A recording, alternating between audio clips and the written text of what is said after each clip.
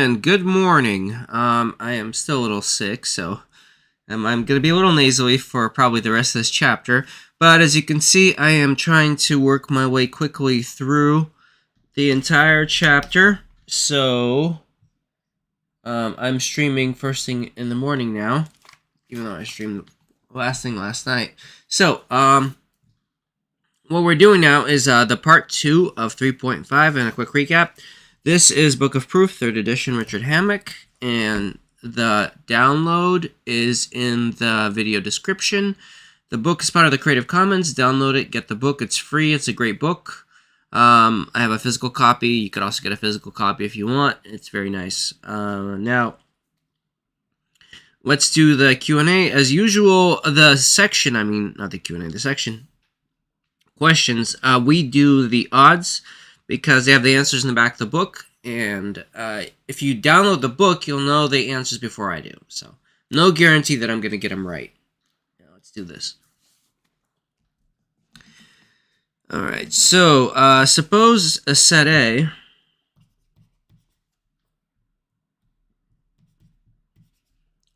has 37 elements.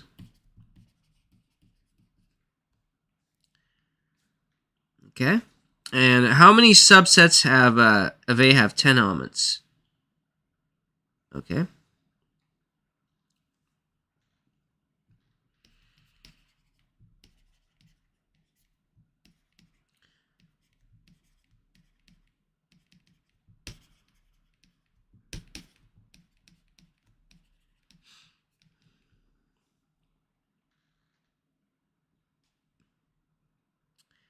How many subsets have yeah.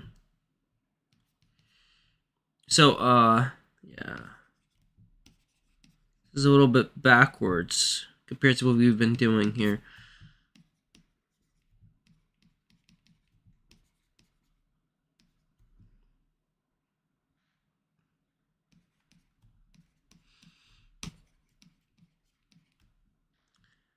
How many subsets have 30 elements? And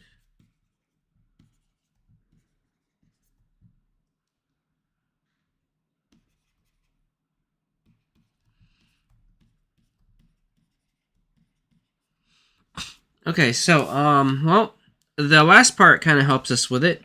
If you remember, let's see, we're gonna say so we're gonna answer this with where K is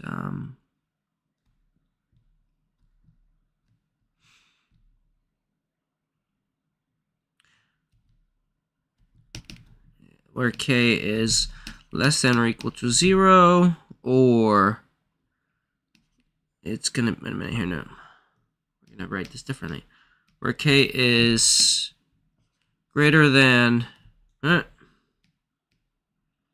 where K is greater than 0, or K is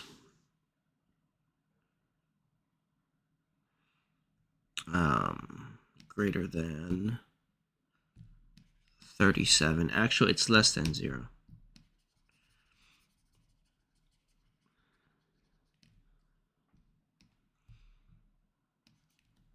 Okay. So we want to know. Yeah, that's correct. So you might think right away to say where K equals 0, but there is the empty set, which in this case it would count as 1. So how many have 0 elements? So a K of 0 would have, the answer would be 1, would have 1 element, the empty set. So the K has to be less than 0 or greater than 37. And we're going to say, I'm going to do this.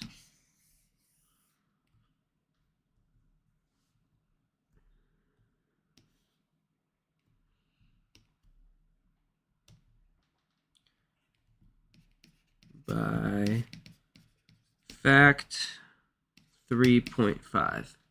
So, yeah. So that tells us, hang on a minute. There we go. So we have to kind of work our way backwards through this and figure out the which ones are gonna have how many elements. Now,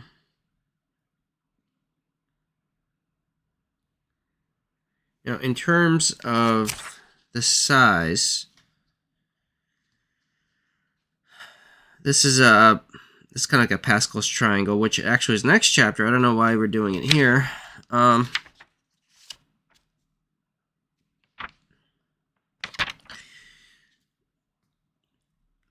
How many sets have 10 elements?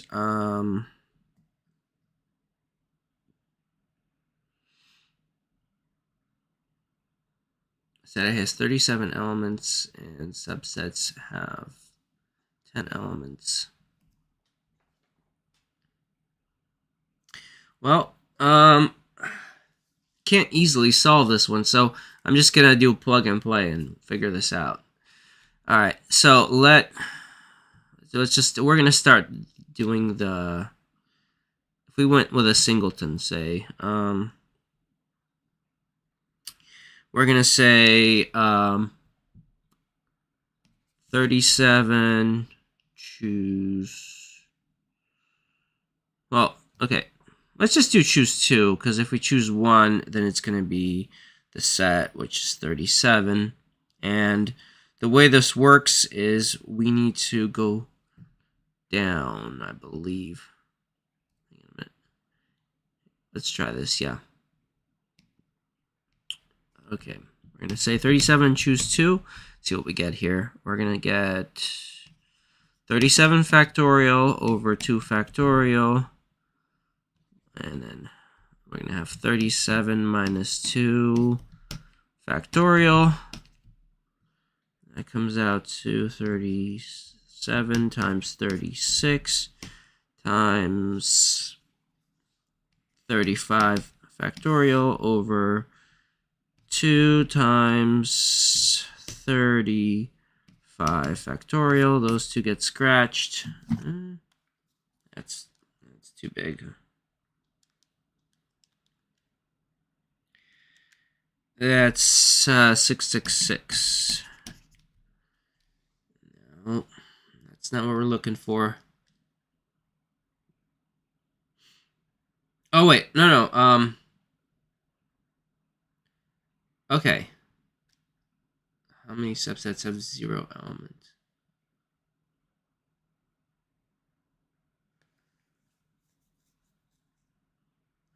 Oh, no. Okay. Right. I'm sorry. Still trying to wake up here. I went about this backwards. This is a Pascal's triangle question, and I'm thinking too far ahead. Okay. What I need to do instead here is this is just plug and play. So, how many subsets have 10 elements? We want to know how many subsets exist if you went with so we have 37. Yeah, so that's what I screwed up here. 37, choose 10 for the first one. For the next one, 37, choose 30. And for the last one, 37, choose 0. How many subsets have 0 elements? Okay, well, and that would be 1. And yeah, let's get rid of this.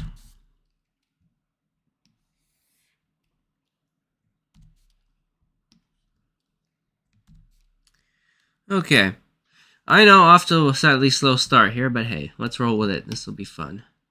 Remember, this is my study stream, so this isn't meant to give you like the fastest possible answer thing. There's plenty of meandering in my work. I make mistakes, but in a sense, like I said, this is a study stream, and it's meant to be a parasocial stream in the sense that I chat and interact. It's meant to create banter in a sense.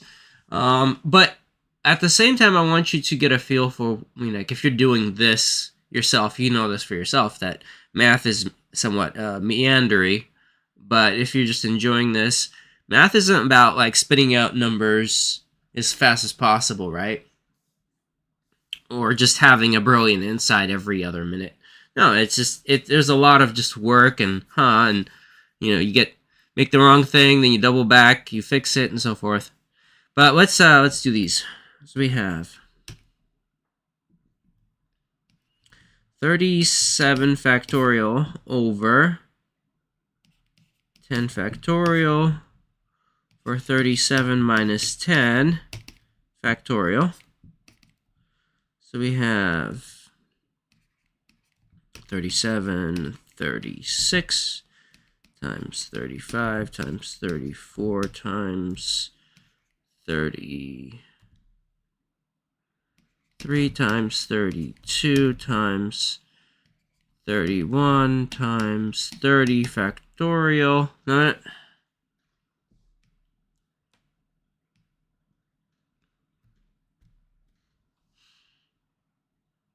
Yeah, 30 times, let me see here, so then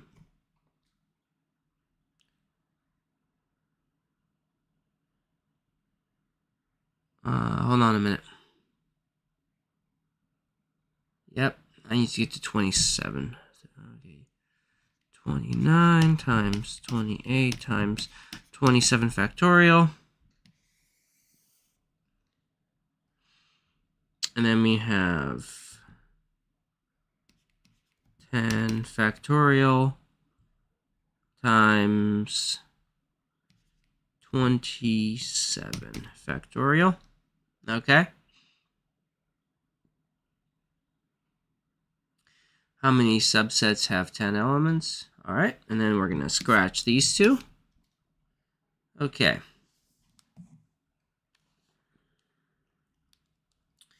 So then we're just going to do that number. Let's see here.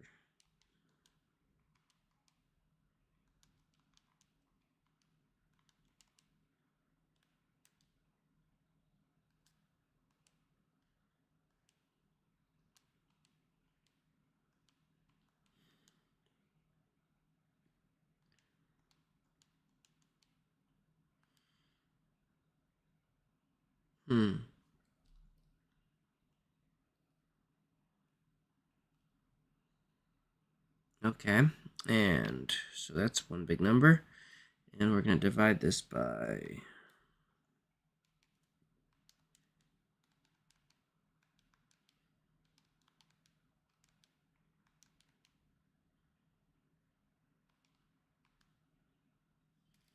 okay, and so the answer should be right here.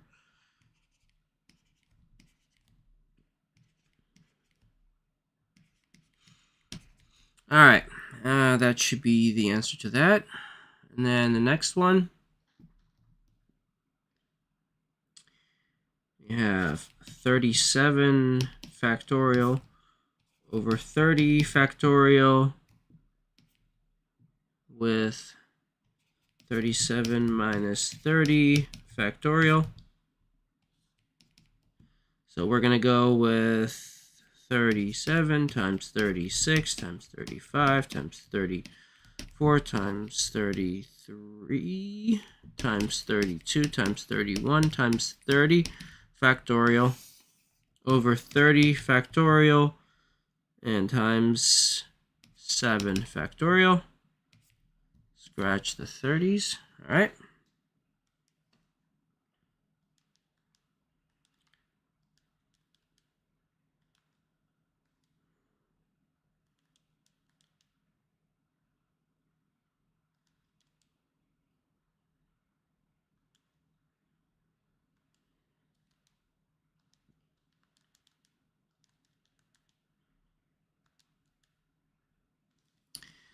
All right, and the answer to that one is right here.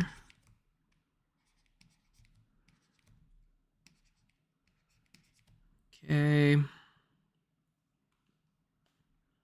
And the last one, I'll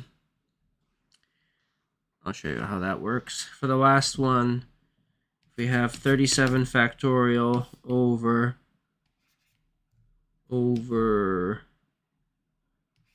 factorial with 37 minus 0 factorial. So that gives us 37 factorial over 0 factorial over 37 factorial. Those get scratched. So you end up with 1 over 0 factorial, which is 1 over 1, which is 1. Okay, yeah. Let's check that. All right. Okay. 348, 330, 136, 10295, 472, and 1. Okay, good. We are doing good. All right.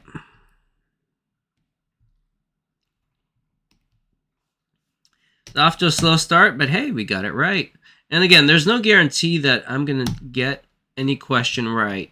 I simply do them, and then if I get it wrong, I try to learn from where I went wrong, understand it, and add that to my knowledge. Okay, 3. Suppose a set X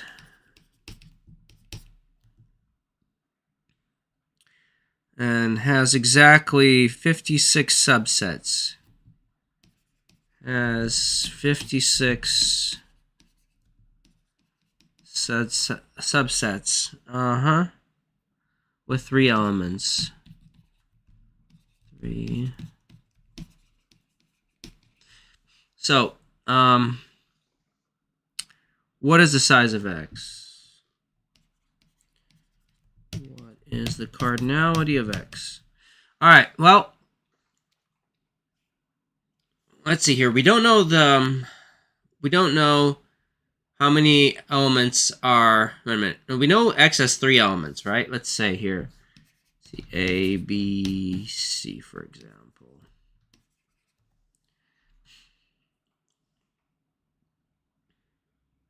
But that's not true. No, it's not. Because that's merely that's the subsets. And it's not even like that. The subsets are consisting of tripletons. So this is the question says this. How many tripleton subsets? So we have, say, A, B, C. There we go. That's a tripleton. And then it has, let's see here, A, D, E, for example. The problem is we don't know how high this goes, right? So we can do this. We know the bottom is 3. We don't know what the top is. But we know the result is 56. Oh, let's just plug and play. Let's do, I don't know. Let's try 6 choose 3. 6 choose 3. I feel like 5 choose 3 wouldn't give us 56, so let's try 6 choose 3, start there. 6 factorial over 3 factorial with 6 minus 3 factorial. Now, if we end up precisely with 56, then, yeah, that should pretty much guarantee that this is the way to do the question. So, now 5 factorial is 120. 6 factorial is 720. That's something I know at the top of my head, right? So now we have is... actually, we don't want to go about that way. We can just go like this. We'll do the normal way. 6 times 5 times 4 times 3 factorial over... Now, 3 factorial is 6 times 3 factorial. So we're going to scratch that. We're going to scratch our 6's. So we're going to end up with 20. Okay, that's too low. So that's why I didn't want to do with 5 choose 3. All right, well, let's go up. Let's go 7 choose 3. going to say 7 factorial over 3 factorial with 7 minus 3 factorial. Let's say 7 times 6 times 5 times 4 times 4 factorial over 3 factorial is 6, and times 4 factorial. We scratch that, which gives us 35. We're getting there. All right, let's try 8 choose 3. 8 factorial over 3 factorial with 8 minus 3 factorial. That gives us 8 times 7 times 6 times 5 factorial over, and we give 3 factorial is 6 times 5 factorial. We're going to scratch the factorials. We're going to scratch the 6. 7 times 8 is 56. So we got our answer. It's 8 choose 3. All right. Look at that. Let's check the answer in the back of the book.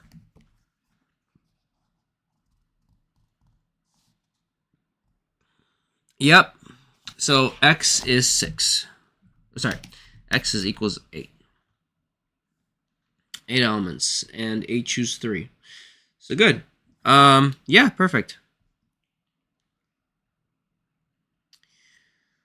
All right, now let's go to the next.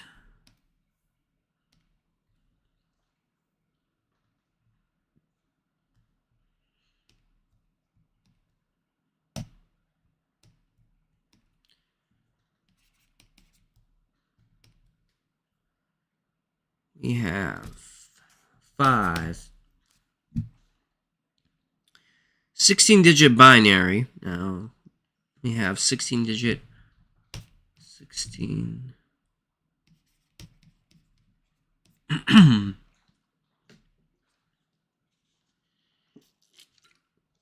Okay. How many have exactly 7 ones? So this goes back to what we did in the previous one. So in the example 3.16 on page 88.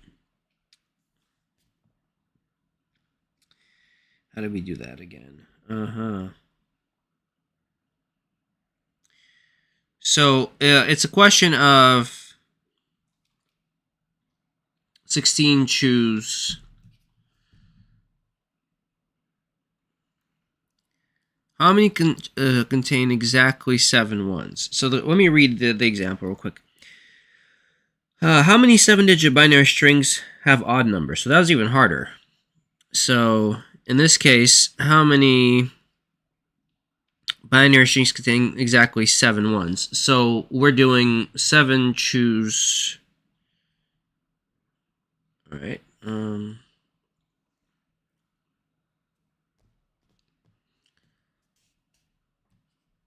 7 choose 16.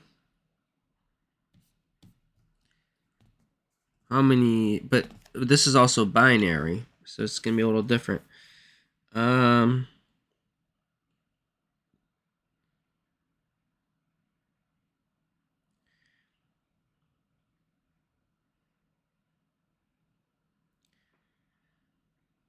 me go back and review that.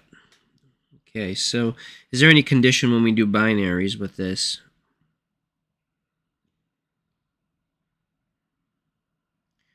No, I don't think there's any condition because it's not base 10.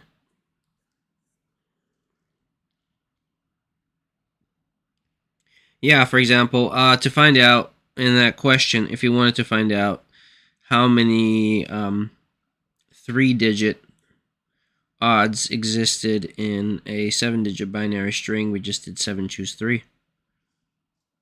But at the same time, odds, in this case, that would have been half. Okay, that's fine. All right, well, you know what?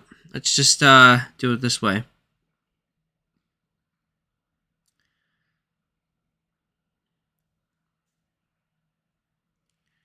So we're saying 7 ones.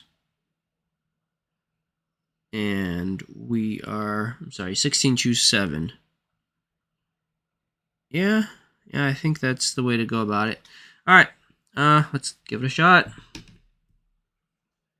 16 choose 7, so we're going to say 16 factorial over 7 factorial with 16 minus 7 factorial.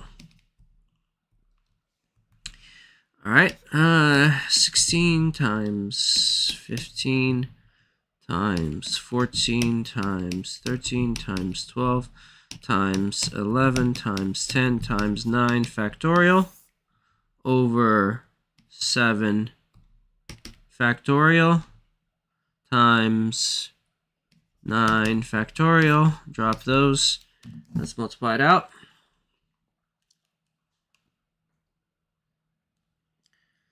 Okay, and 7 factorial should be 5040, top of my head.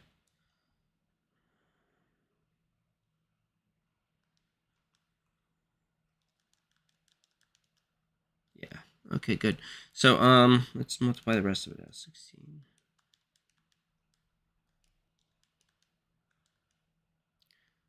In my opinion, knowing the first 7 factorials is kind of useful. Just like for this kind of thing. Is just that you can say like if like 3 factorial 6, so that was I was able to X that out, having to do less multiplication, so able to simplify the questions faster, that kind of a thing. 5 factorial is 120, stuff like that. And of course 6 factorial is 720. All right, so real quick here. Right, we're gonna divide this by 5040. Say 11440.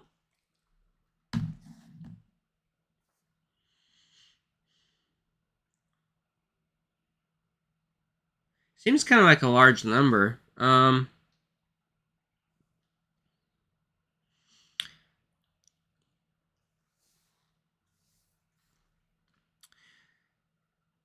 many 16-digit contain exactly 7 ones?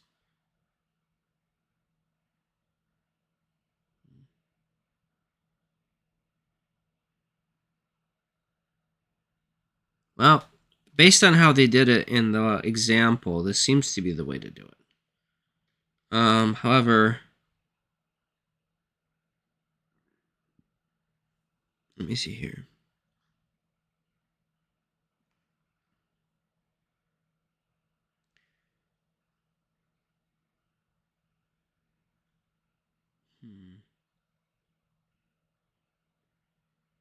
Let me actually do a number real quick here. I wanted to check here. 7 choose 3. So that's going to be 7 factorial. This is off of the example over 3 factorial with 7 minus 3 factorial. So we have 7 times 6 times 5 times 4 factorial over 6 times 4 factorial. Scratch those, scratch this. 35, yeah? I don't know.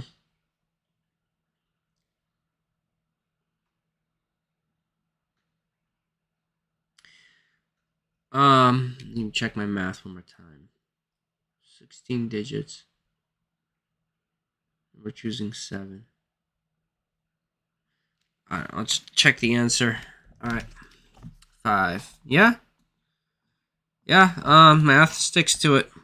It was just 16 choose 7. I'm just being paranoid, but, I try to get this right. I always try to put in a full faith effort. I don't want to be like, oh, let's just throw an answer out. If I get it wrong, I'll learn from it, or just like, oh, whatever. No, you gotta struggle with it. You're gonna learn better because you have a deeper understanding of what's happening, of the structure of math and how everything interacts and works. That's really what this is all about. Anyway, 9.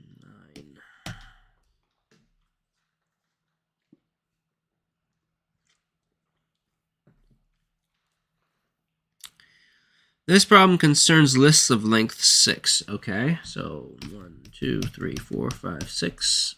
Say k is equal to 6. A, B, C, D, E, F. No repetition. Okay. No rep. A, B, C, D, E, F. Okay. How many such lists have the property that D occurs before A? D. Okay, so D before A. So all we know is that we can just scratch the D. And then there's no repetition. So then it becomes the placements of A gets moved around. If you do it that way, it's just going to be 5 factorial. 5 factorial. I would say that's how to do it. So that would be 120. All right, that's my take on that. Nope, I did not get that right.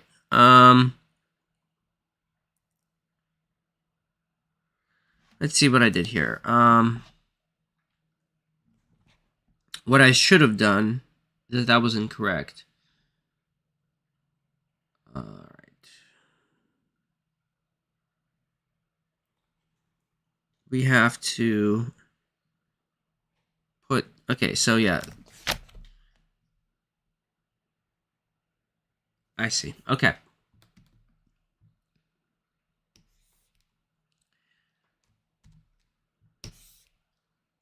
What we need to do in this case is to go with, we're choosing 2. Regardless of what we do with them, we're choosing 2, and there are 6.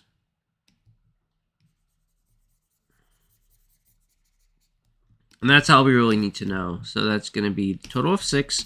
We're choosing 2. So 6 factorial over 2 factorial with 6 minus 2 factorial. So that's going to be 6 times 5 times 4 factorial over 2 times 4 factorial. All right. So then, hold on.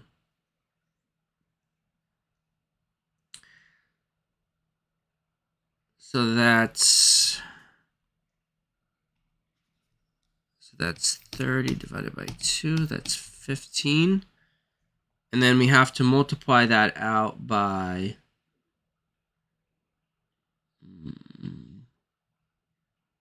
all the other ways of doing that, I think. Hang on.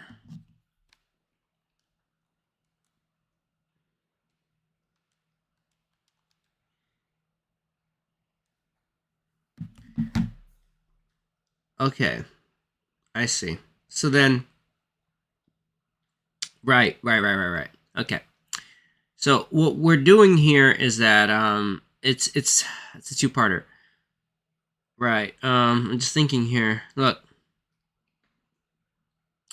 We solved all the possible ways we can have A before D on a 6-plot block. But we don't know, which is 15 different places, like we can have here, we can have here, and so forth. But what we still need to do is the second part, because we have to filter out different arrangements, because you can have A in here, and then you could have, this can be C or E, or this can be E, and this can be F, and like that. So that means we've solved the first part, and now we have to do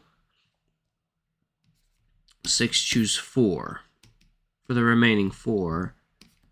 6 choose 4.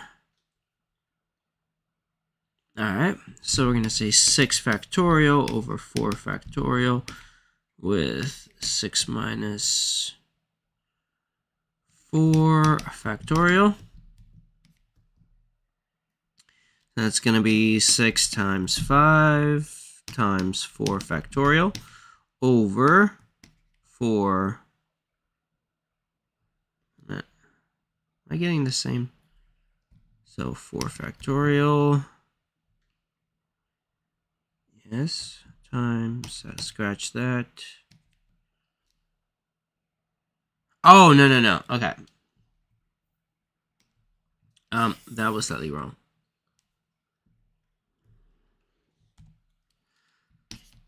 That would have been true if we were figuring out how many arrangements of choosing four. So if it was a kind of question of where we had to pick only those four, but we had six to play with. We just need a 4 factorial. Because the two spots we've already factored out all the different ways this can happen.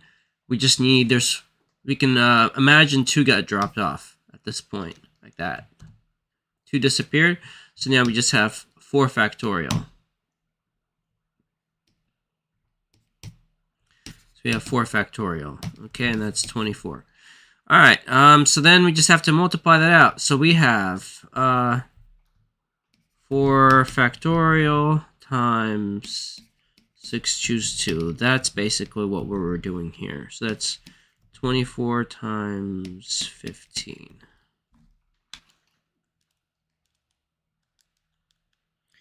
All right, and that gives us 360. Okay. All right, and checking the answer. Yeah. Okay, so basically that was it. We had to filter 2 through 6 spaces, but once we figured out all the various ways we can filter them, that leaves us 4 unfiltered spaces, and then we just use the 4 factorial there. So basically that.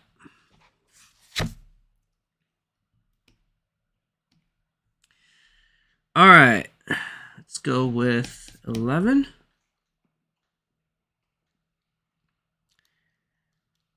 How many positive 10-digit integers contain no zeros and exactly 3 sixes? Okay. We have 10.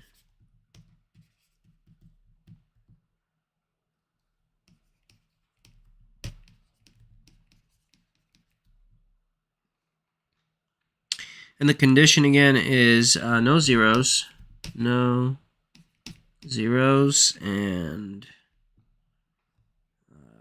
3 sixes.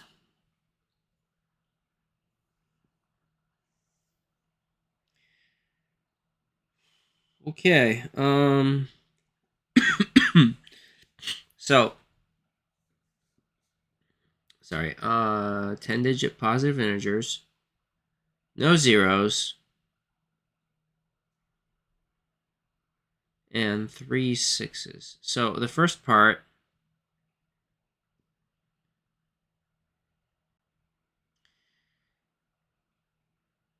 All right. Well, let's just do the first part. So we're choosing. All right. How many subsets?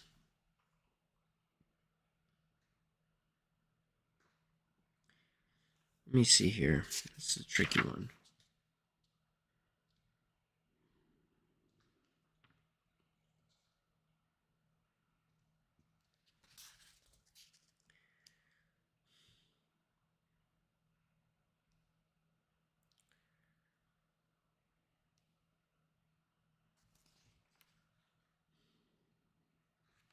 I'm just going through the previous chapter, see what we can have work with here.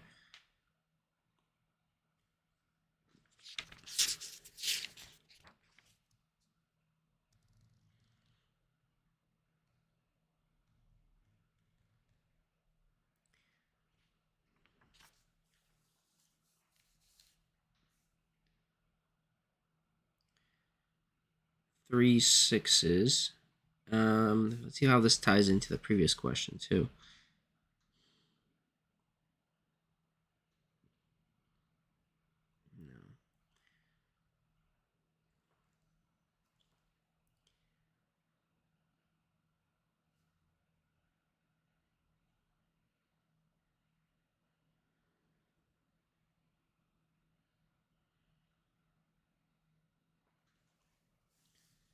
All right, 10-digit positive integers.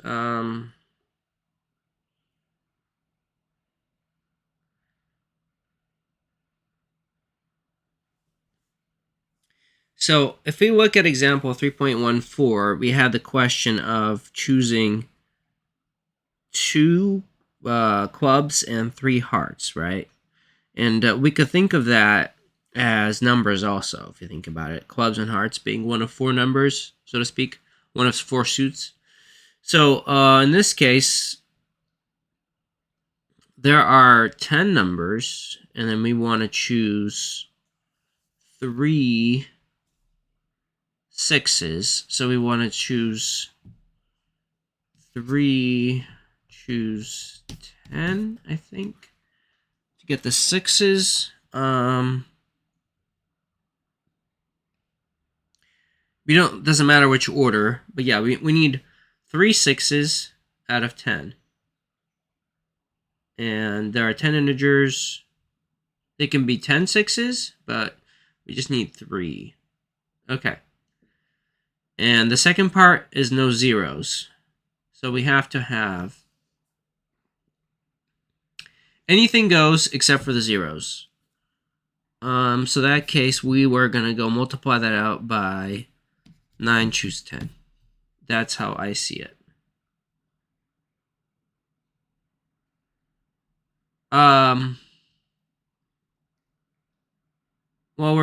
So there's 10 digit positive integers, and can 0 be in the first part? I guess in this case 0 counts. You could have all zeros in principle if it's a 10 digit integer. We're saying that the thing ranges from 0 to 10.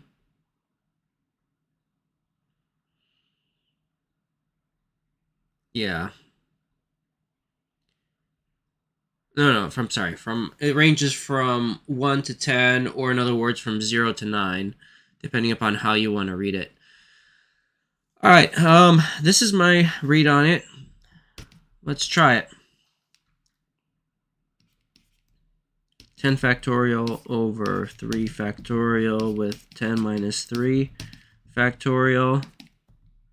That gives us 10 times 9 times 8 times 7 factorial times 6 times 7 factorial. Scratch 7 factorial. All right.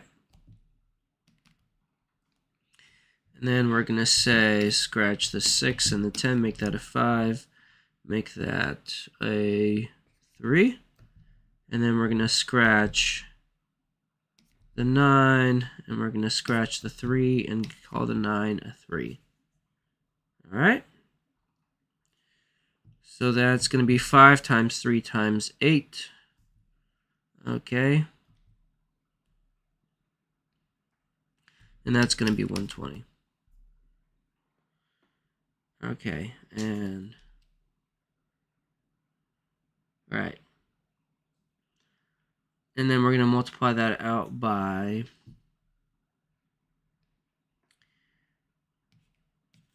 10, choose 9, 10 factorial times 9 factorial over 10 minus 9 factorial. So that means it's going to be 10 times 9 factorial over 9 factorial over 1 factorial. Draw a better one. Okay.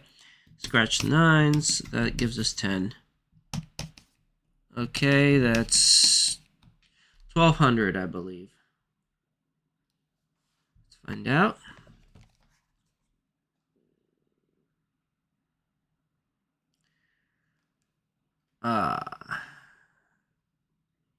No, I wasn't right. The first part I was right. So where I screwed this up, I should have paid attention on the previous one. Okay, remember how on the previous one? Okay, so on the previous problem, we were able to figure out how we had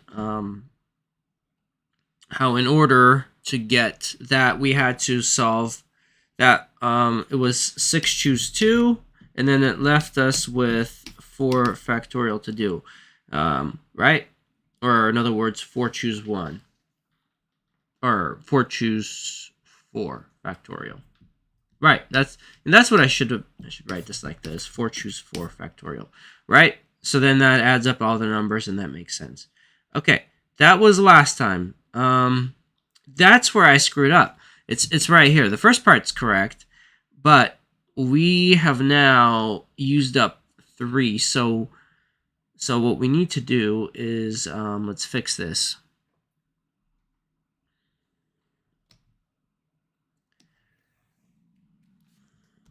Okay.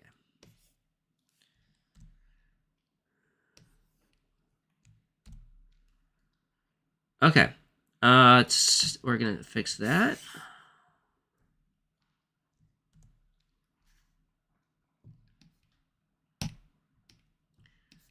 So we've taken out 3, so that means we have 7. Hold on. 7 choose 6, I think. Is that right?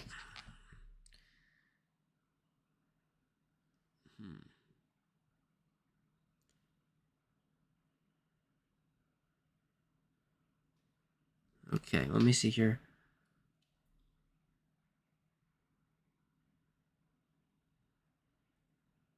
Or is it...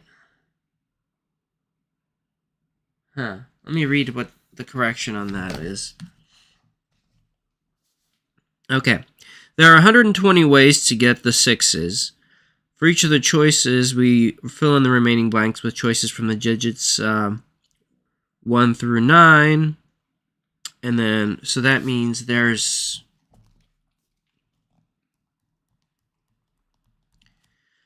So there's 8 to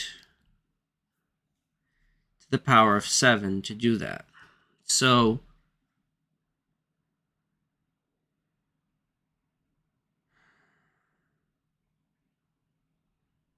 Alright, so that's why I wrote this. This is still not correct.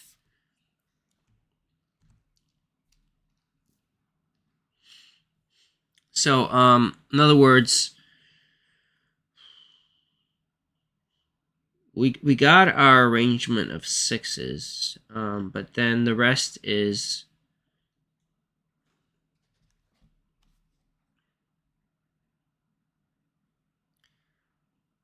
How do they get 8 to the power of 7? I don't understand that part. Well, let's see what that... Is that, 8th?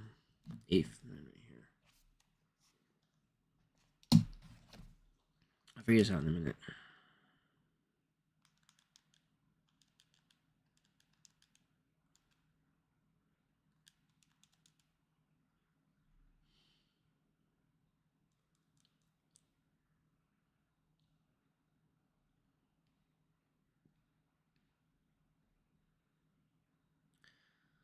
Oh, okay. Right. Factorials have to do with, generally speaking, you can think of it as the repetition rule here. In this case, repetition's allowed. Factorials drop off with a repetition not allowed, and we've been doing so much of that with cards and with taking out exact items and so forth.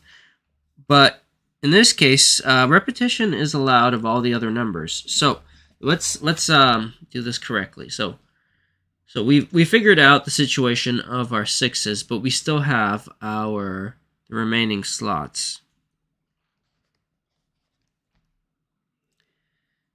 Let's see here, and then we have...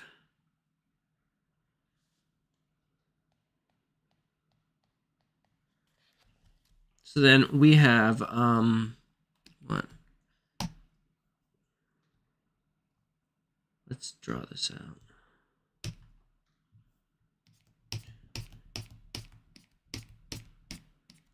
Okay, so we have, we're going to scratch just... Our 6s are done. And what digits do we have to work with? So 3 spots are done.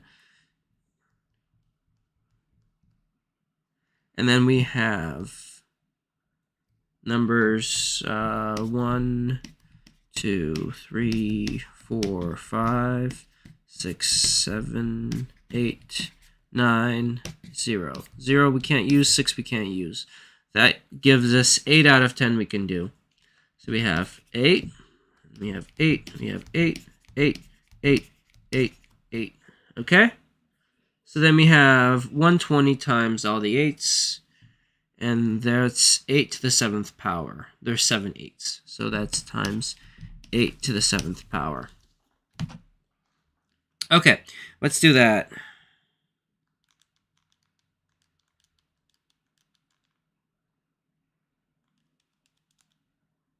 Okay. There we go. Now we got the correct answer.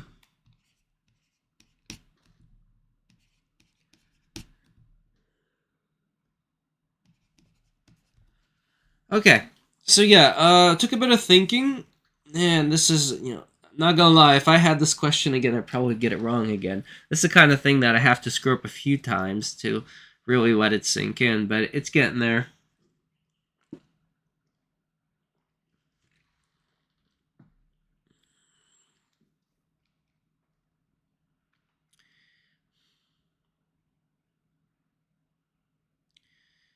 Okay, alright. 13. Looks like I might have to do a proof here.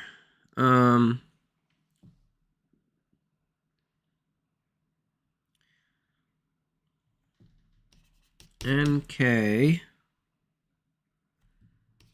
contain integers, and K ranges as greater than or equal to 0 and less than or equal to N.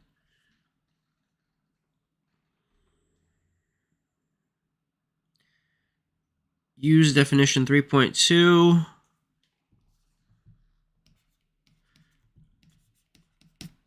By the way, whenever you do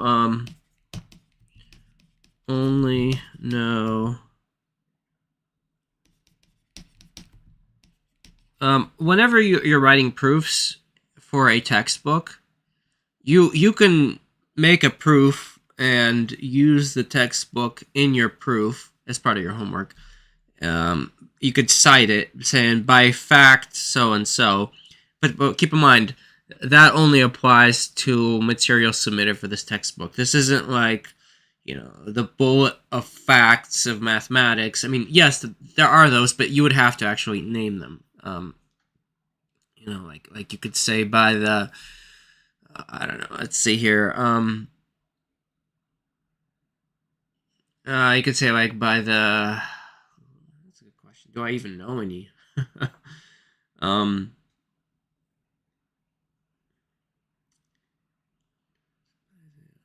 Anyway, what I'm trying, I'll get there eventually, but essentially you can use like say by the central theorem of calculus or something like that, you can use that argument, but it has to be, of course, you would have to know what you're talking about. Again, no guarantee that I do yet. I'm not there yet. But no fact 3.5 to prove it. To show. So this is a proof. And choose K is equal to N minus K. Okay. Show that, let's see here.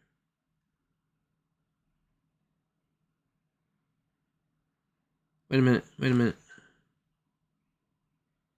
Oh, wait a minute. That's 14. We're not doing that. We have to do 13. Use fact 3.5. In this case, so that's the next part. That was actually the harder one, in my opinion.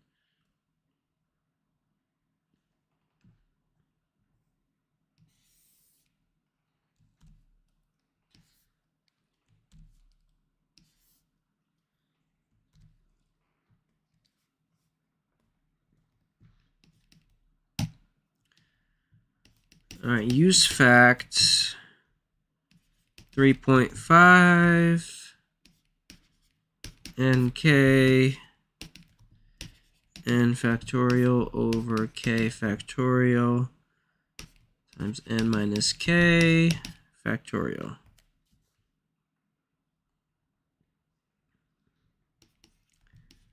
To show that n choose k is the same as n with n minus k. Oh boy.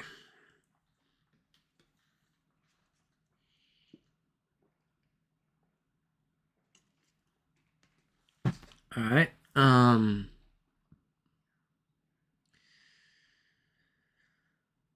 If you multiply the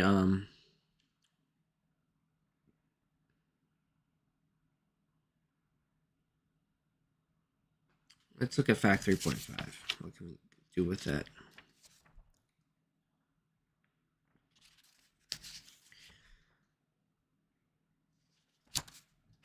Hold up.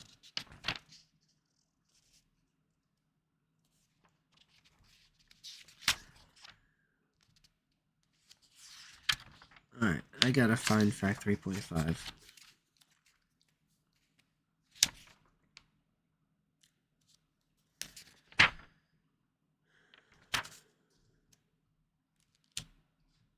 Okay.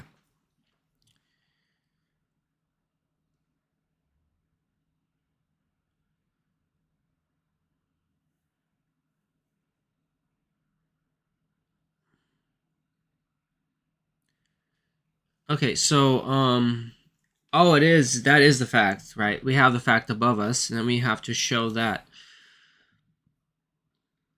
Okay.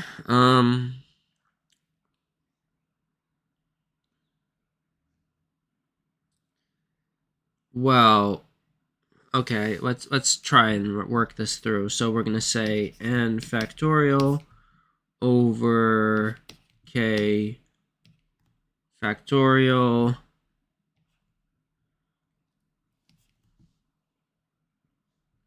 n minus k factorial should be the same as n factorial over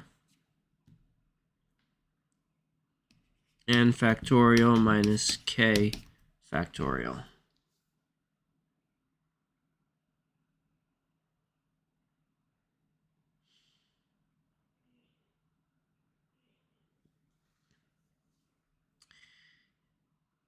Is that the correct expansion? No. That might not be the correct expansion.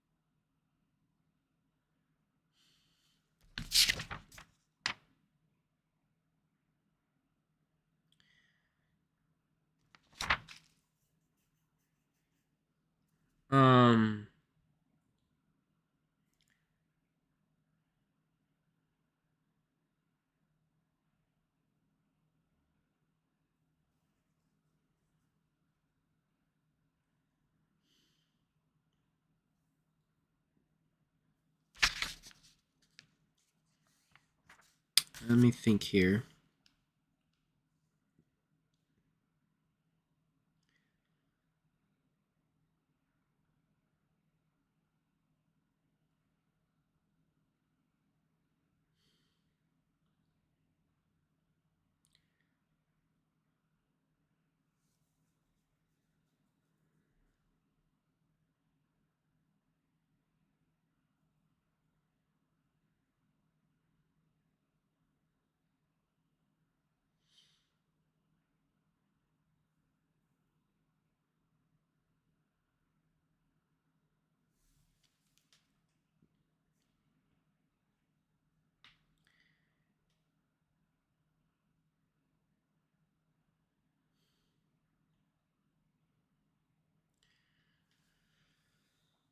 Um, yeah, that's not the correct expansion.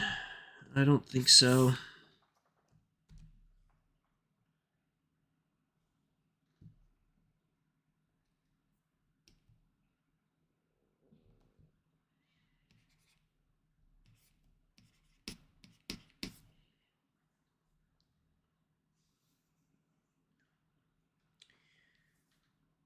Hmm.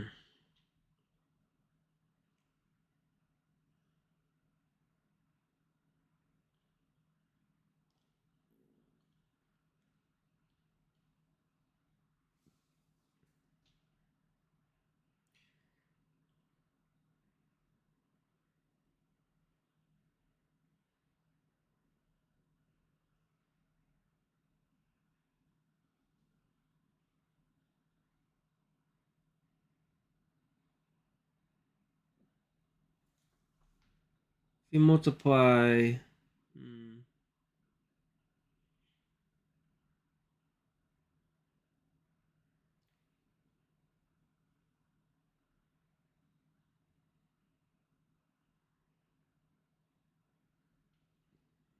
that's the thing with proofs. There's a lot of I don't even know what they want from me. So let's give it our best shot here. Going back, famous last words. I was like, hey, don't just give it your best shot. No, we have to give it our best shot. The problem is that I don't understand the expansion, how they want us to do that. But we'll figure it out. Let's see here. So we have n. The top is these are factorials, right? If this is gonna be here, we can't multiply a factorial on the inside of parentheses. Let's see here. Well, actually, let's try a few numbers. Let's see what happens. Let's see. 5 choose 3.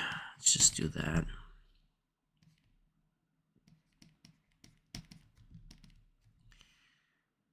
So then we're gonna say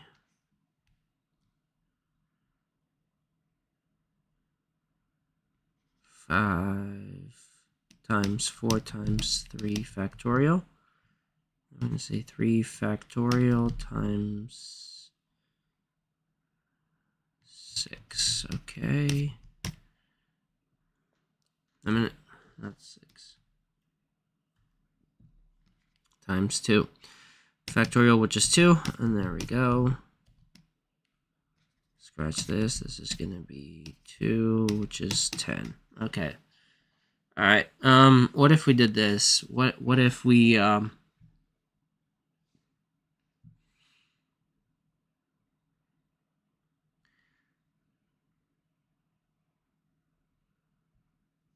what if we said that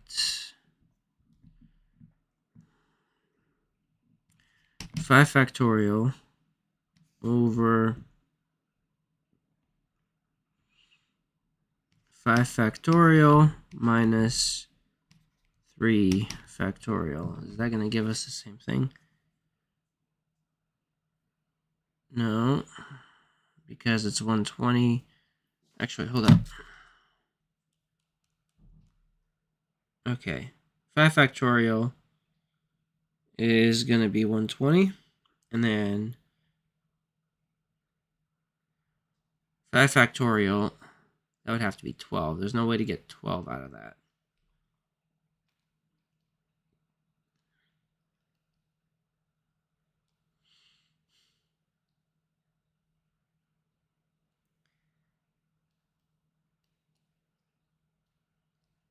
All right, let's think here.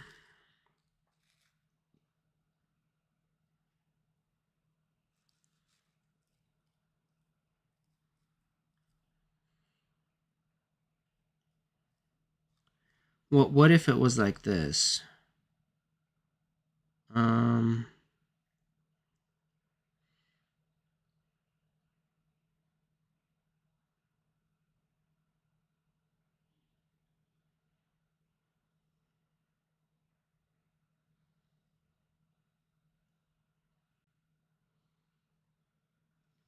let's see here. We have 5 factorial, 3 factorial.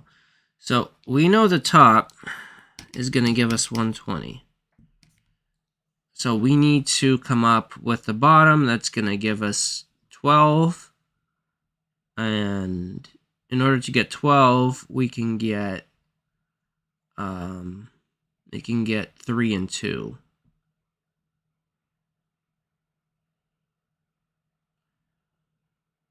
No. Sorry. We need, so here's what we need in the bottom. Just going to decompose this. 3 times 2, that's 6 times 2. That's what we need. So what we need, if we have 5 factorial up top, in the bottom we're going to need we're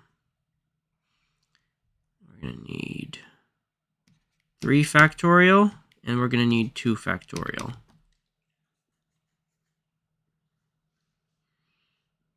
And then we need to figure out how we can get those numbers.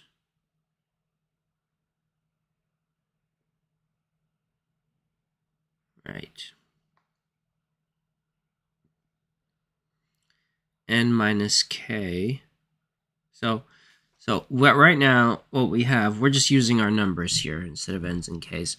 We have 5, and then we need to go. We're dropping the factors for a minute. We need to have.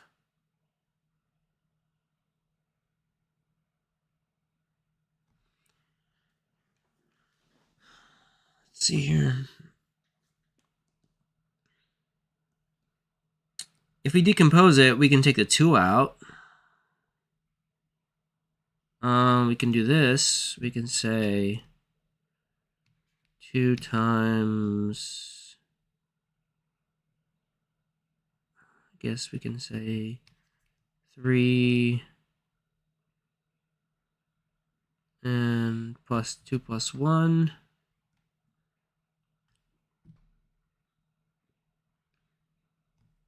That's 6.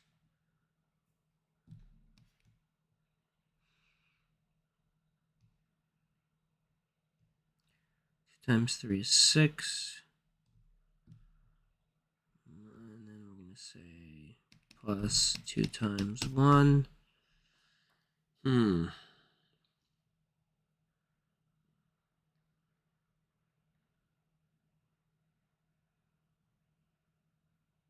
but that won't work. That's times.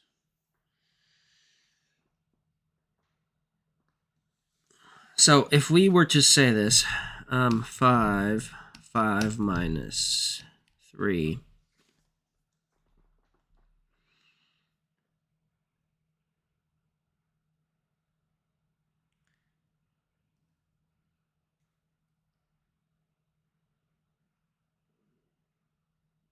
Okay, so let's try this.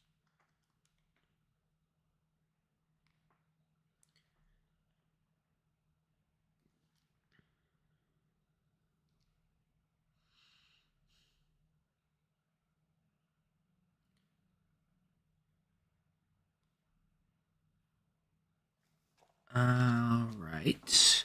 What if we did this? 5 factorial, and then we're going to say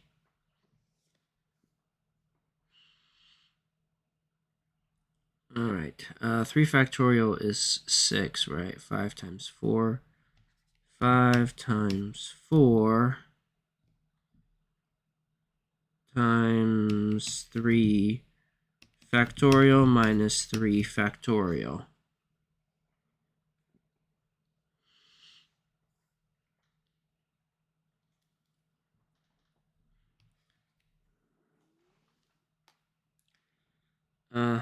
And then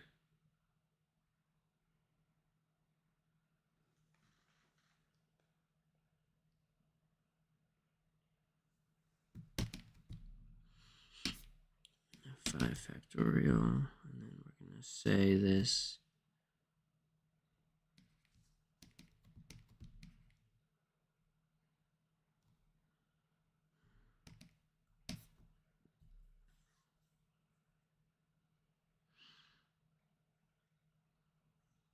Yeah, I'm not getting the formula. Alright, we'll just have to see how they solve this. This is one of those things, this was worked out by people much smarter than me, and I want to know how they got around to it. Okay, so here's how they did it.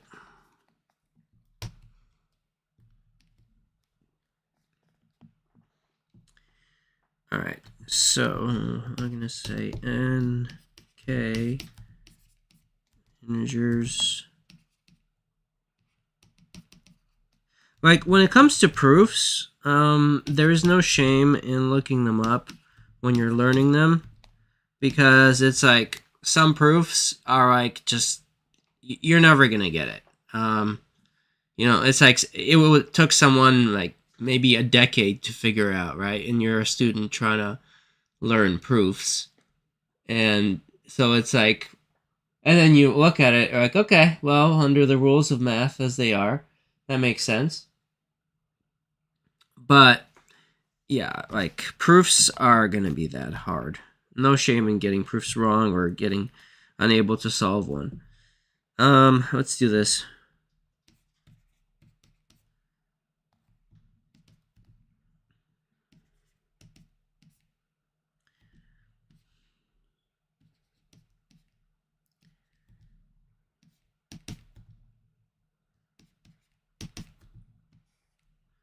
So that's what they're saying. And we're going to continue this.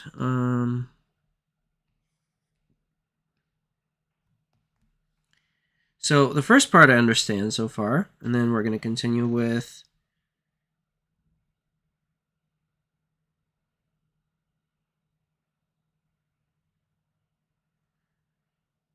what did they do here? They just rearranged them. I'm not sure why, but okay. We're going to put the k factorial on this side now. N minus k factorial. All right. So, but that's still the same thing. Nothing's changed here. They just moved the k to the other side. I guess just for convenience. Now,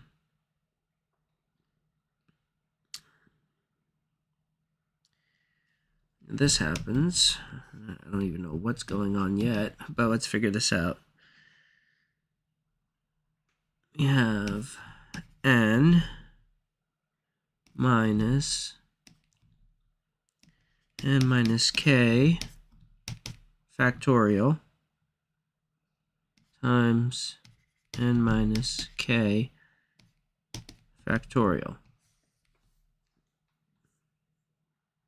So they did the k. What they did was the k factorial. They expanded it into an n. So let's so k is a k is a subset of n. That's what's going on here. So let's do this with the 5s we were doing. 5 choose 3. 5 choose a minute.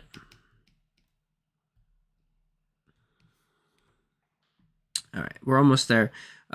Which is equal to, yeah. That's it was okay, I understand now. It was this is the part that really enabled you to do that. So because the k's limit is ranged, which yeah, we know, we are gonna do that. I'm gonna say 5. Also, I'm gonna clean this up a little bit.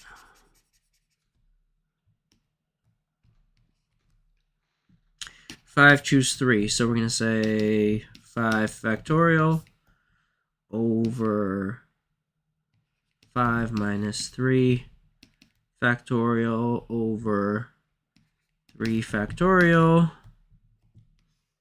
We're going to say 5 factorial, 3 factorial over 5 minus 3 factorial. We're going to say 5 factorial. And we're going to say 5 minus 3 factorial times 5 minus 3 factorial. All right, So if you look at that, what the 3 factorial is 6. So this is 6. And if you go in here, actually, it's just 3 factorial. Forget about the 6 for now. So we just need to make sure that this ends up being 3. So then we have 5, and then we have minus 2. So they just they decomposed the k, and what they did was they created 2 ends. And in this case, what they did was they created a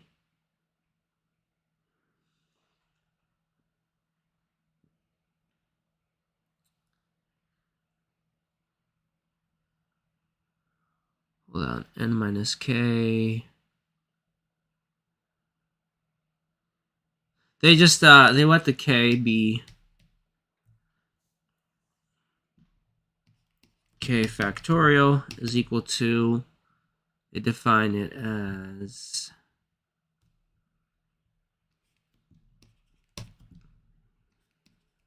minus k. There. That's really it. If you can do that, and yeah, it works. And we can check that by the range. We know our limit is 5, so if it was 5, it was 5, choose 5. So if this was 5 factorial, we're going to say this is 5 minus 5 minus 5. Okay, so then that scratches. That's 5 factorial. And if it was going to be 0 factorial, which is equal to, no, that wouldn't matter. That'd still be 0 factorial. Okay, so really that's really it.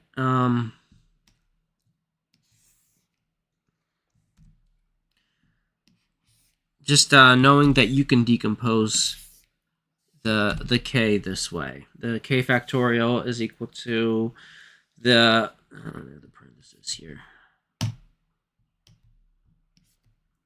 And that has to do with the fact that where it oscillates. Because of you can put it there, and then you can take the k and turn it into the n minus k, and you're still gonna have that within that range. So basically, that's what they did there. Yeah, that makes sense.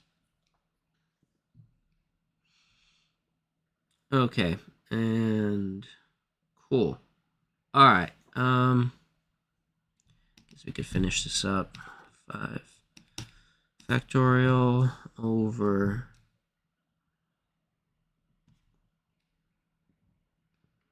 then we have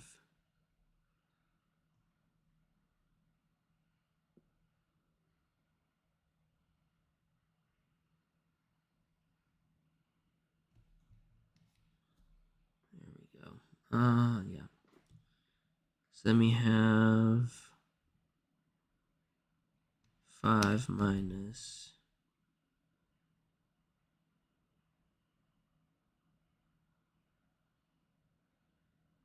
2 factorial. Oh, and then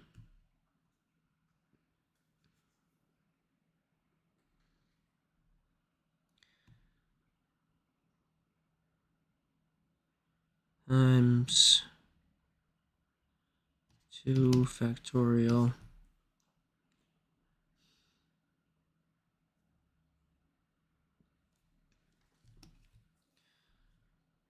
Which is 5 factorial over 3 factorial, 2 factorial, which is n minus k. Yeah. Okay. Yeah, that's fine.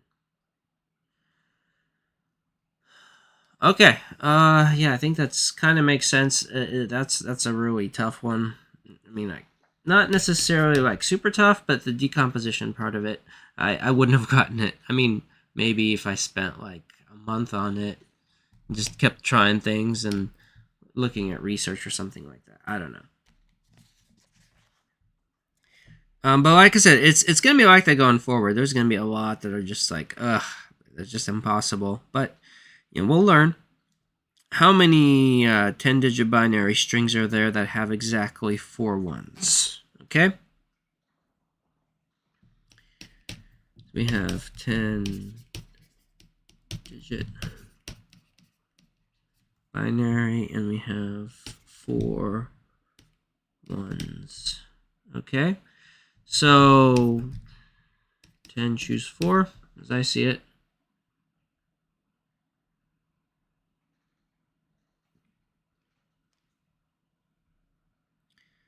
Exactly. 10 choose 4. Hang on a minute. Let's slow down the roll here for a minute. Because I got the previous binary one wrong.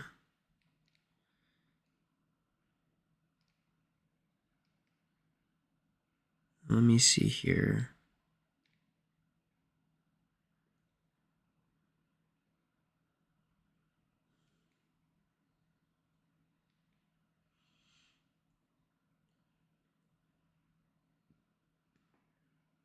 Oh, no, wait. This is just like question 5. How many 16-digit binary strings contain exactly 7 ones? So that was just 16 choose 7.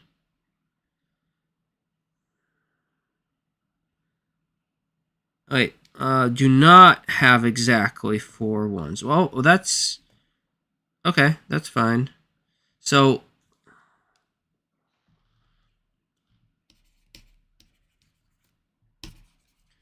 Well, that's fairly simple. So we're going to say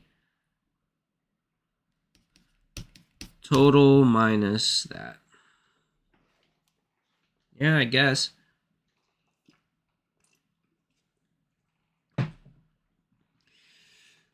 Alright.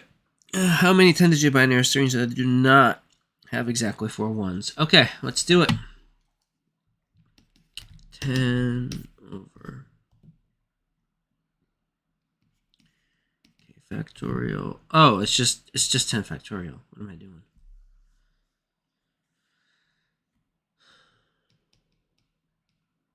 Ten choose 10 would just be 10 factorial, which is 10 factorial.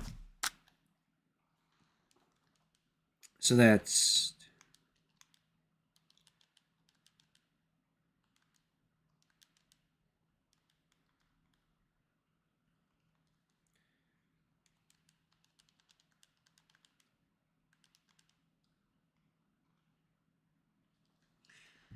Alright, that's 3628800. And 10 choose 4 minus 10 factorial over 4 factorial minus 10 minus 4 factorial.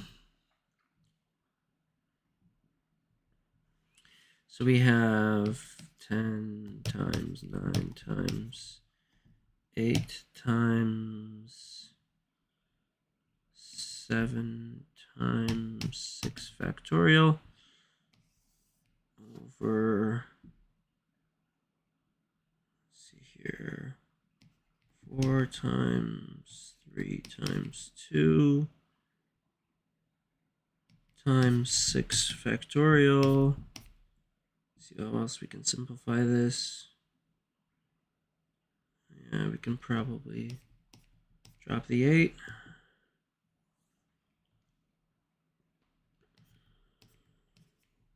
Okay, that's good. So that's 30 times 7. So then this is 210.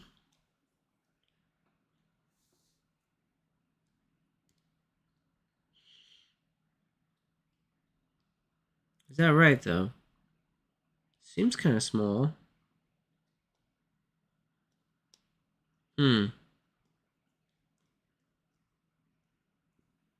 Maybe it's not small.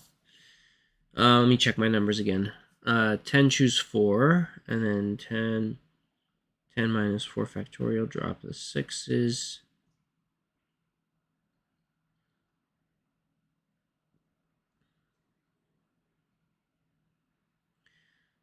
8, 30 times 7. Yeah, that seems right. Okay, minus 210. Okay, let's try that.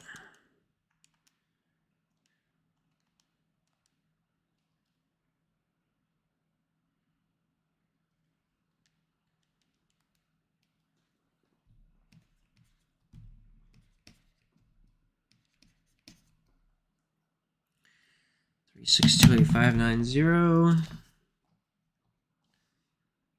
All right.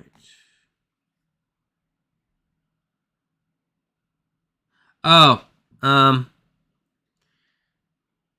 no, I got this one wrong again. I was right about the 210 part, but the okay. Factorials are used when you have non-repetition generally. So essentially, because if you used a 10 in the first 10 digits, you only are allowed to do 9 in the next spot, and 8 in the next spot, and 7 in the next spot. So no repetition is allowed. So, no, it's 10 to the power of 10 minus 210. Or 10 to the power of 10. Because we have 1 through 9 plus 0. So that's going to be... There we go. That's the correct answer.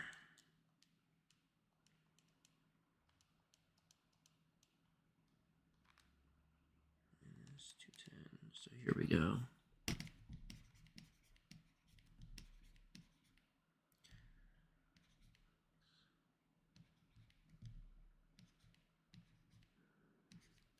Okay.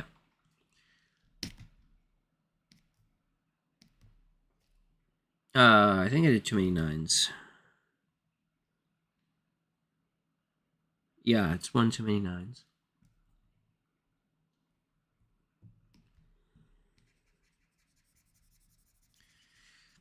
Okay, that's actually the correct answer.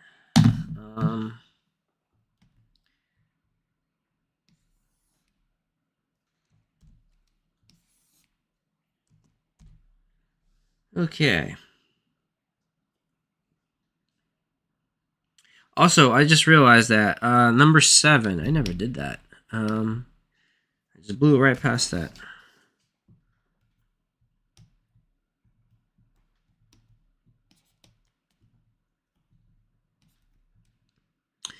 What is the cardinality of the set containing the subset of this set? What is the cardinality? What is the size of the subset of this set? Which is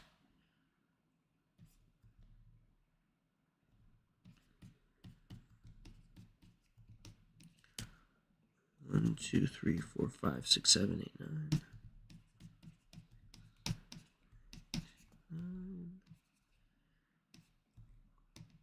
Such that cardinality of our subsets is less than 4, so it has to be 3. Okay. So they're asking us, our power set has, how many elements? 1, 2, 3. It has 10 elements. And so it's 10. And our subsets have to be less than 4, so 3. So 10 choose 3. How big is that? 10 factorial over 3 factorial with 10 minus 3 factorial. 10, 9, 8, 7 factorial over 6. And we're going to say this actually. 6 times 7 factorial. So we're going to drop the 6. We're going to make that a 3, make that a 2, make that a 4. Okay. So that's 10 times 7. That's 70. I believe that's the answer there on 7. A minute. No. And I am just not good at this chapter today. But that's fine. Let's see what I did wrong here.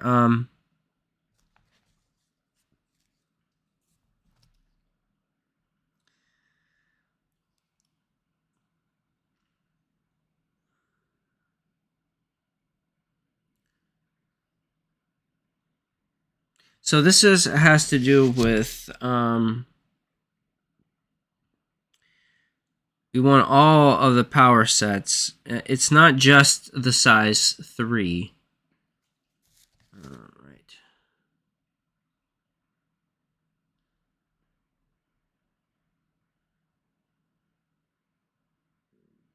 So I did my math wrong here. It's 120. It's not 70. It's 120. So basically, it's incomplete. I did a power sets of the length. I did the subsets of length 3. Now we need subsets of length 2. And subsets of length 1. And subsets of length 0. Basically, that's what's going on. Because it's less than 4. 3 is less than 4. 2 is less than 4. 1 is less than 4. And 0 is less than 4. Okay. Now the last one is 1. Okay, and we know this one is 10. Okay, we just need this one. So the singleton, the 0 is the empty set. The singletons is, of course, there's 10 of them. Just doubletons. 10 factorial over 2 factorial times 10 minus 2 factorial. All right. Let's do this. 10 times 9 times 8 factorial over 2 times 8 factorial, which is 45. So then we just have to add them all up together. 120 plus 45 plus 10 plus 1.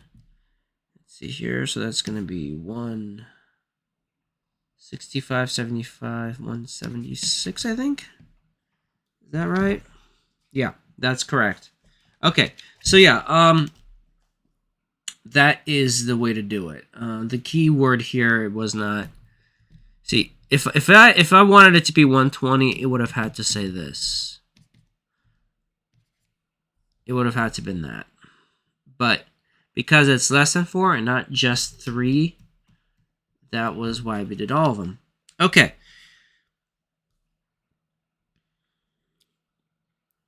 All right, and we did the 15. Do not have exactly. Okay, good.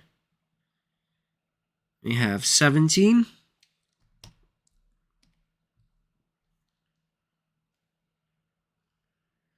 17. How many 10-digit binary strings are there that have exactly 4 ones or exactly 5? Okay. 10-digit binary strings have exactly 4 ones. 10-digit binary strings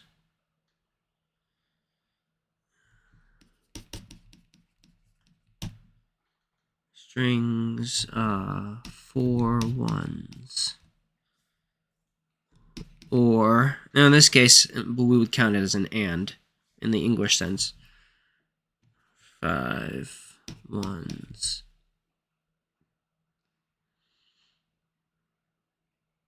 So we need to know. There are 4 ones in this string, so we're going to 10 choose 4 plus 10 choose 5. I think that's how I would do it. Okay. 4 1s or 4 5s.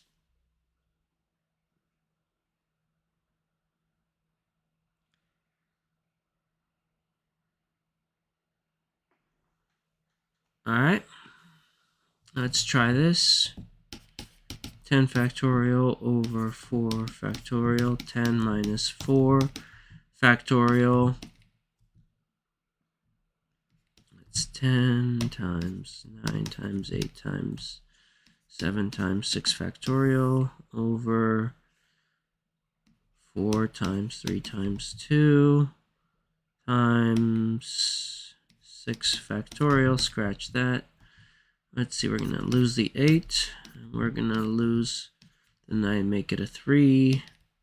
So that's going to be 30 times 7. That's 120.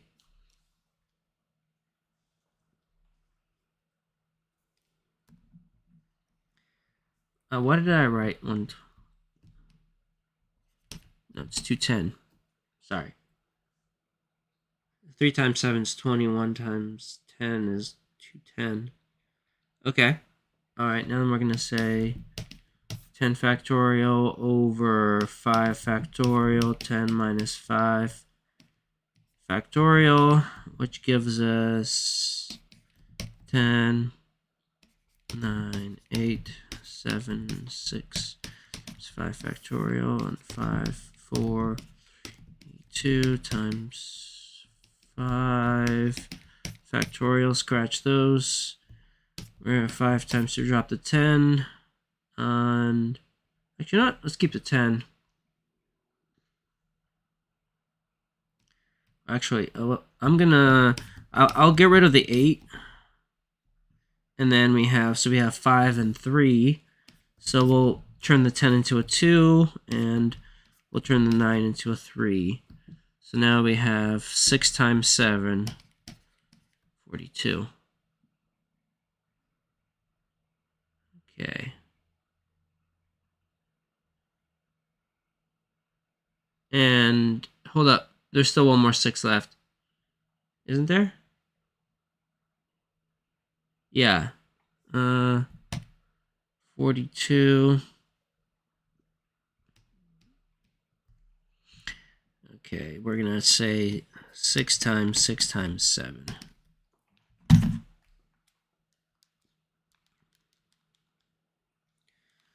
All right, 252. All right, let me just check my math real quick here.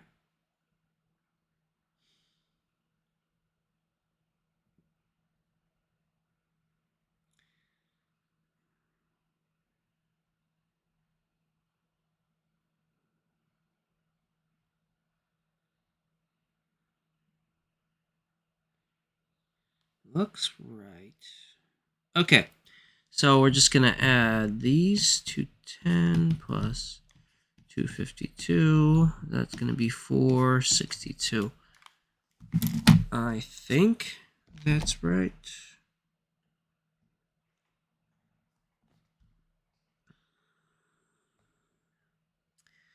By the addition principle is 10 choose 4 plus 10 choose 5. Okay, they just didn't do the math for us, but yeah, that's correct.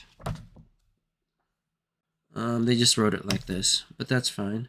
I just did the math, which so far you've been doing the math. Let's see here. And there is how many do not have exactly 4 1s or exactly 4 5s.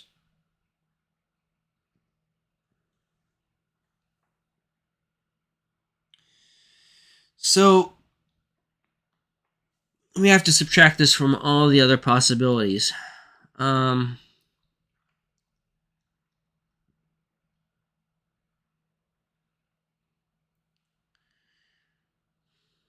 It would be 2 to the power of 10, I think. 10-digit binary, so 2 to the 10th powers all the possible variations minus 462. That's how I'm reading this thing.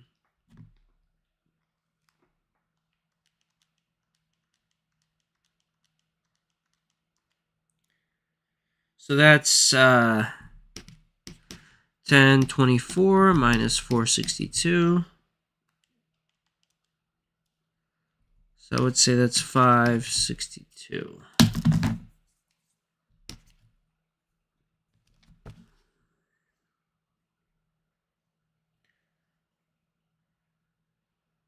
Yeah. So that's what they wrote also. So that's 2 to the power of 10 minus 10 choose 4 minus 10 choose 5. That's fine. Same thing. Okay, good. A 5-card poker hand is called a flush. This is 19.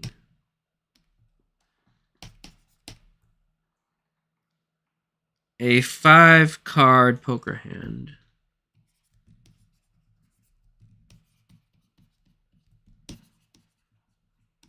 Okay.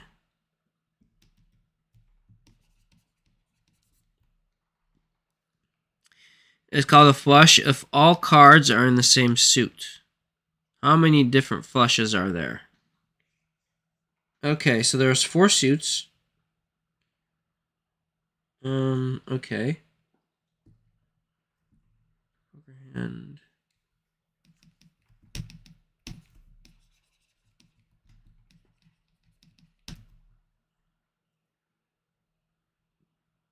well, per suit, a suit has 13 cards.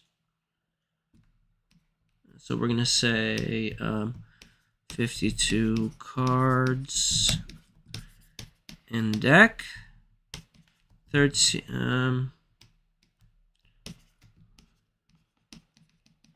4 suits, 13 cards per suit. So we're going to say it's 13 choose 5 times 4. That's how I'm reading it. Let's do that. 13 factorial over 5 factorial over 13 minus 5 factorial.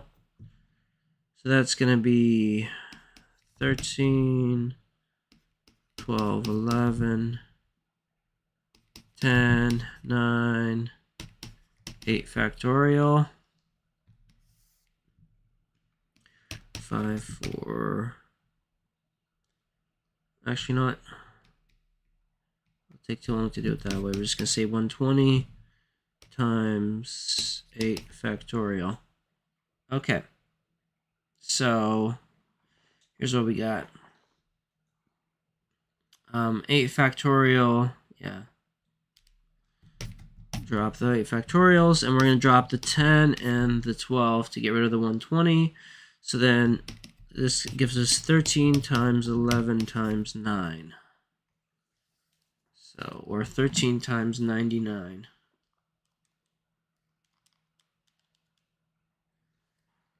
Alright, and that's 1287 times 4. So that's 5148. That's how I'm reading it.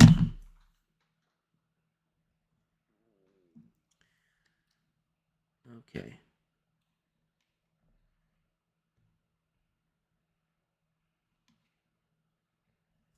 Okay, 5148. Yes, that's correct. It was 13 choose 5, and then just they added the 4 up. I multiply it by 4. So, all right, that's good. Man, that was a tough chapter. Like I said in the previous stream, the past couple chapters are some of the most important that you're gonna end up having to do in this book. Granted, everything's important, but in terms of like for foundations for going forward into the second half of it, this is some of the like less intuitive stuff that we have to tackle. It's hard. It takes a lot of work to get through it. I mean, I struggle with it a lot, so that's why I'm doing this. This is my study stream, and yeah, it was a rough stream, but I'm just gonna leave it the way it is. I think that the grittiness of it, the reality of what it's like. It's not about like, knowing the answer right. Of course I could, like prep before the stream and just like work out the solutions and then just get it right every single time. But that's not what this is about. This is a study stream, and I like to capture the reality of what it is to study for math. Anyways, I hope you enjoy the stream. I know I did. All right, see you next time.